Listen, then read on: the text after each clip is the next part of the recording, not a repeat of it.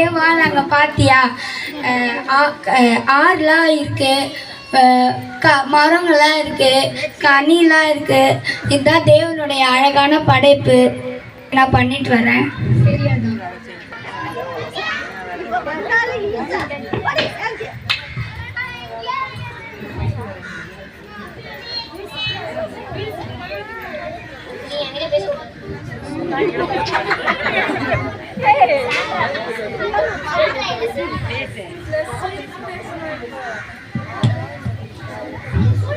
ஏவாள் என்ன செஞ்சு கொண்டிருக்கிற? சும்மா இப்படிக்கா பார்க்க வந்தேன்.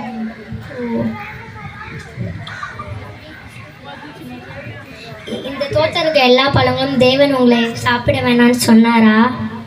தோட்டத்தில் உள்ள எல்லா கனியும் தேவன் பசிக்க சொன்னார். ஆனால் தேவன் வந்து தோட்டத்தில் இருக்க நடுக்கனியை மட்டும் தேவன் சாப்பிட வேணான்னு சொன்னார். அது சாப்பிட்டா சாகவே சாவா என்று சொல்லிட்டு சொன்னார். அதை வந்து சாப்பிடவும் கூடாது, தொடவும் கூடாது என்று சொன்னார். நீங்கள் இந்த பழத்தை சாப்பிட்டா சாகவே மாட்டீங்க. உங்கள் கண்கள் திறக்கப்பட்டு தேவர்கள் போல இருப்பீங்க.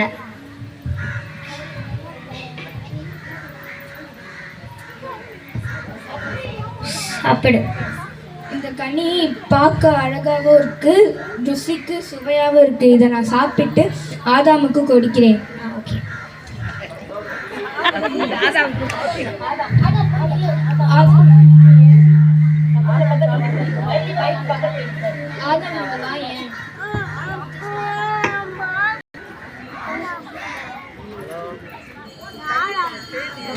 ஆதாமே, ஏவாளே, எங்க இருக்கீங்க?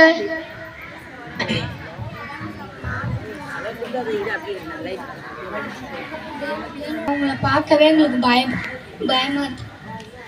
நீங்க பாவி என்று உங்களுக்கு சொன்னது யார்?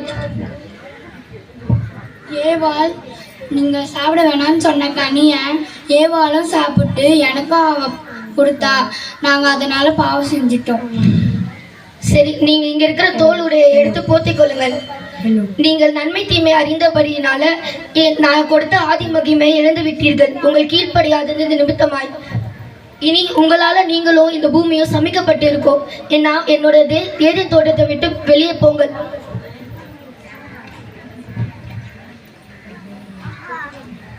பிந்தினாதாம்.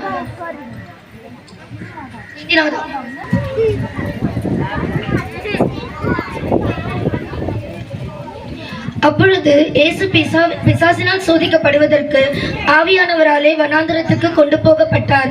அவர் இரவும் பகலும் 40 நாள் உபவாசம் இருந்த பின்பு அவருக்கு பசி உண்டாயிற்று.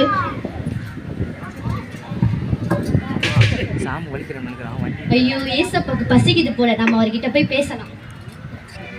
நீ தேவனுடைய குமாரன் தானே? இந்த கல்லுகள் அப்பமாக்கும்படி சொல்லும் பார்க்கலாம். மனுஷன் அப்பத்தினால் மாத்திரம் அல்ல, தேவனுடைய வாயிலிருந்து புறப்படுகிற ஒவ்வொரு வார்த்தையினாலும் பிழைப்பான் என்று எழுதியிருக்கிறது. உனக்கு தெரியாதா? சரி வா, தேவலத்திற்கு மேலே போவோம். மேலே நின்று நீ தேவனுடைய குமாரன் தானே? இங்கிருந்து கீழே குதியும் பார்க்கலாம். உன் பாதம் கல்லில் இடராதபடிக்கு அவர்கள் உன்னை கைகளை ஏந்தி கொண்டு போவார்கள் என்று எழுதியிருக்கிறது. உன் தேவனாகிய கர்த்தரை பரிசித்து பாராது இருப்பாயாக என்று எழுதியிருக்கிறது. உனக்கு தெரியாதா? சரி வா, உயர்ந்த மலைக்கு மேல் போவோம். உலகத்தில் சகல ராஜ்யங்களையும் அவைகளின் மகிமையும் உமக்கு தருகின்றேன். நீ சஷ்டங்கமாய் என் காலில் விழுந்து என்னை பணிந்து கொண்டால் இவைகள் எல்லாம் உமக்கு தருகின்றேன். அப்பாலே போ சாத்தானே, உன் தேவனாகிய கர்த்தரை பணிந்து கொண்டு அவர் ஒருவருக்கே ஆராதனை செய்வாயாக என்று எழுதியிருக்கிறது. உனக்கு தெரியாதா? ஐயோ, நான் உன்னை விட்டு போகிறேன்ப்பா. முந்தினமாக ஏமாற்றினேன். அவர்கள் தேவன் சொன்னதை கேட்காமலும் கீழ்ப்படியாமலும் இருந்ததினால் பாவத்தில் விழுந்து சாபமானார்கள். இந்த ஒட்டுமொத்த பூமிக்கும் பாவம் வந்தது. ஆனாலும் பிந்தின ஆதாமாகிய நீ ஏன் மாம்சமாக வந்தாலும் உலகத்தை ஜெயித்து சாபத்தை மாற்றினீர். நான் உன்னை விட்டு போகின்றேன்.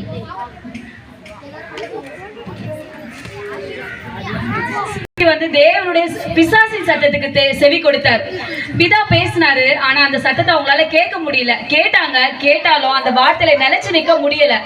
அதே பிந்தின ஆதாமான இயேசு கிறிஸ்து நம்மளுக்கு மாம்சமாவே பூமியில வந்து வெளிப்பட்டாரு. நமக்காக பிசாசு கிட்ட வார்த்தையினாலேயே சண்டையே போட்டாரு. நம்மளுக்காக யுத்தமே பண்ணிட்டு இந்த ஜீவனே என்ன பண்ணிட்டாரு, சொல்ற உயிரையே கொடுத்துட்டு நம்மளுக்கு சாட்சியா வாழ்ந்துட்டு போனாரு. அதனாலதான் இன்னைக்கு ஒட்டுமொத்த ஜனங்களையே மன்னிப்பு, அன்பு, சகல எல்லா ஆவிக்குரிய கனிகளினால இன்னைக்கு நம்மளால முடியுது. சரிங்களா? அதுதான் இந்த கதையில இருந்து இந்த பிள்ளைகள் நமக்கு எடுத்துக்காட்டாங்க. நம்ம இப்ப யோசிக்கணும் என்னன்னா, நம்ம ஆதாம் ஏவாளை போல நம்ம வாழ்ந்துட்டு இருக்கோமா, இல்ல மரித்து இயேசு நம்மளுக்காக ரத்தத்தை சிந்தி கொடுத்துட்டு இன்ன வரைக்கும் மாம்சத்தோட பிள்ளைகள் எவ்வளவு ஜீவனுள்ள நம்ம சாட்சி பார்த்துட்டு இருக்கோம் இந்த பூமியில, ஜெயிச்சிட்டு இருக்காங்க உலகத்துல. அது போல நம்ம வாழணுமான்னு சொல்லிட்டு நம்ம இந்த பூமியில என்ன பண்ணணும், நிதானிக்கணும். அதுதான் இந்த கதையில இருந்து நம்ம வெளிப்பாடா சொல்ல வந்தது. சரிங்களா? ரொம்ப பிள்ளைங்களுக்கு நன்றி.